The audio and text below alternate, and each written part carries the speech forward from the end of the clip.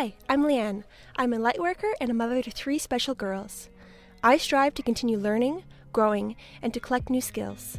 I'm a psychic medium, Reiki master teacher, and Akashic record reader and energy healer. I am so excited to share what I've learned and what I'm going to learn and the ups and downs of life. Thank you for joining me on my journey. Welcome to Life of a Lightworker podcast. Hello. I am pulling a card from The Oracle of the Fairies by Karen Kay. And my intention is, what do you need to know about? What do you need to hear today?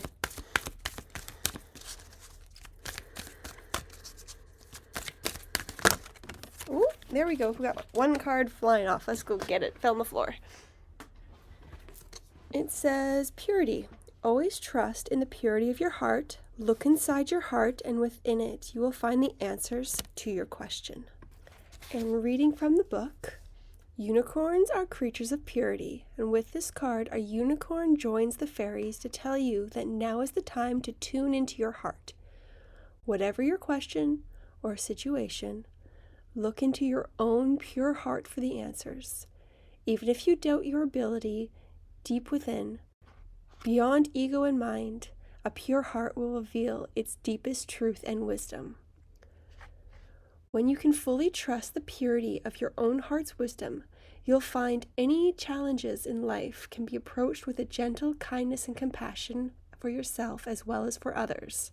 Perhaps you've found yourself in a situation where the purity of your heart is needed to shed light on the challenging circumstances. Sometimes, those close to us need our assistance. Your pure heart can help to show the way for them too.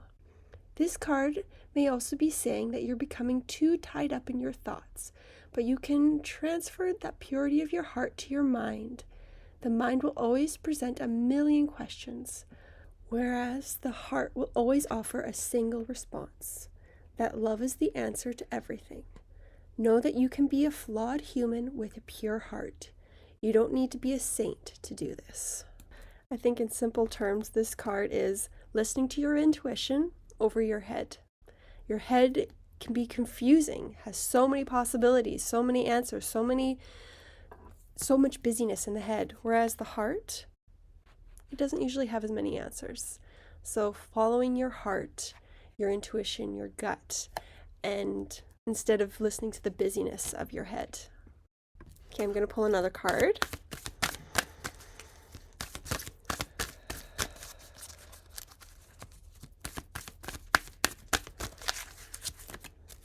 And this card is Tree Wisdom. The tree dryad will help you navigate through your current situation. Her flute can reveal insights and answers through the sounds it makes. The tree dryad, and I think that's how you say it, I'm not too sure, invites you to tune into ancient tree wisdom and allow it to imbue your aura. She plays upon her wooden flute to attract your attention through its enchanting sound and vibration, and wishes you to know that your present situation can be helped with your connection with trees. Hugging a tree is a great way to have direct physical contact and form an energetic connection. Always ask permission from the tree before doing this. Take a few minutes to visualize yourself deeply rooted in the ground, just like the tree, and say in your mind or out loud, I wish to connect with you. May I hug you, tree? You should receive an instantaneous answer, which may come as a word or a feeling. Trust this. Trees offer their wisdom through different gifts, depending on the season. In the spring and summer months, tree blossoms can be very healing and uplifting. In the cooler seasons of autumn and winter, trees shed their leaves knowing that there will be new growth in the spring. The same goes for you. The fairies say tree wisdom can help you shed any unwanted cares and concerns, or learn to release with love, and know that new spiritual growth will come to you when the time is right. Tree wisdom is knowing that birds, insects, and animals can carry the tree's seeds far away so they can grow in their own right, literally in their own light. Perhaps it's time for you to move away from a situation that's stunting your growth, or have a general move to allow a new set of circumstances to open up in your life. I feel like this card has a lot to do with the energetic changes and upgrades and shifts, I should say, we are experiencing and connecting to the earth. So through the trees to the earth, grounding is a way that we can receive these energetic changes with the least amount of physical discomfort in our bodies. So the more we ground, the easier it is on our systems. And I also liked the part that said release. Let me find that spot again. There it is, where the birds are collecting the seeds and moving them and getting them out, like spreading them away from the main tree so they have their own light to grow, and removing yourself from the situation so that you can see and have some growth if you need it. And I like that perspective of when you are always thinking from seeing your life from one perspective, that's all that there is. But when you move and view your life from a different perspective, you might see different aspects, and you might see, oh, this part of the situation is stunting my growth. I didn't see that. I didn't notice that. I don't really like that. I don't really want that there. So now that I see it, I can change it. And it's not, and there might be some things that are wonderful and you're like, yep, that's completely fine. But we don't really know for sure. We can't really appreciate it. We can't really get outside of the day-to-day, grind, the routine of like you put your head down and you just walk forward. You don't see all the different possibilities of there being a possible better path when you don't even try to look up and move your head around. So it's making that conscious effort to see things from a different perspective, to step outside of it. And lots of times it's a challenging thing to do. So enlisting other people, asking other people for their perspective, and using tools like oracle cards and getting readings and all these other tools that we have access to through our community to get other perspectives. And I'm not saying you necessarily have to listen to people when they say, oh, I think you should do this, or I see this, yada, yada, yada. It's the whole purpose is to take your perspective and step back, to step out and see that perspective, acknowledge that perspective, and try to understand it. That's all it is. And then it's your choice whether you act upon it or not, but it's that act of stepping outside and seeing that other perspective. I'd say both of these tie together as well with all of these drone UAP things that we are hearing about.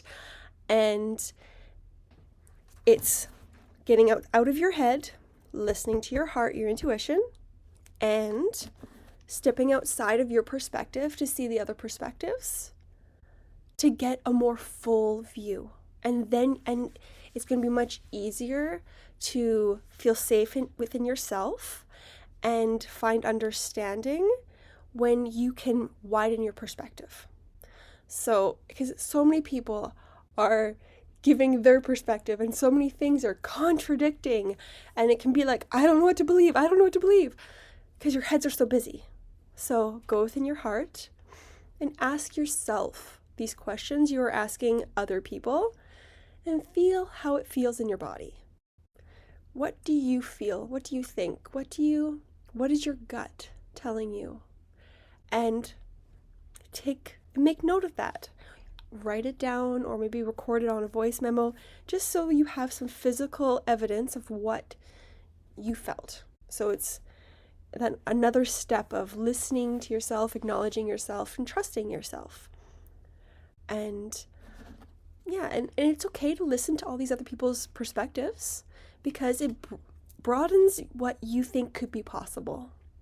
And when you listen to someone and you can either feel the words they're saying and their meaning, or you can feel the person and you can get a sense of, oh, that does not feel good, or oh, that feels really good. And sometimes it's hard to tell if it's the person itself or what they're saying. So listening to multiple people, and if 5 people are saying the same thing, but half of, like 3 of them you're like, oh, bad feeling, no. And 2 of them are like, yeah, good feeling. Then you know it's the people and not the words. So that's also another way to figure out your discernment and kind of understand that maybe yes, no in your body it could be maybe a no to the person but not the message, or yes to the message but no to the person. And it can take a while to get that discernment and figure out what all these little signs are for you. And this is a way to help you with your discernment. So not just listening to one person because you got a yes feeling about them. Continue listening to other people and see what they feel and go from there. So I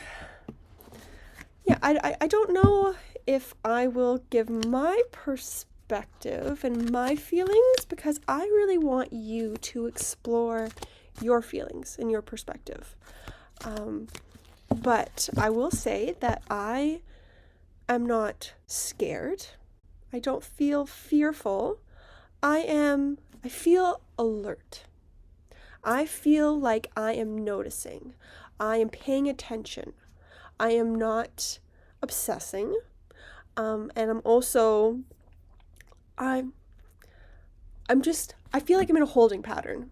I feel like watch and see. I feel like there's many pieces at play.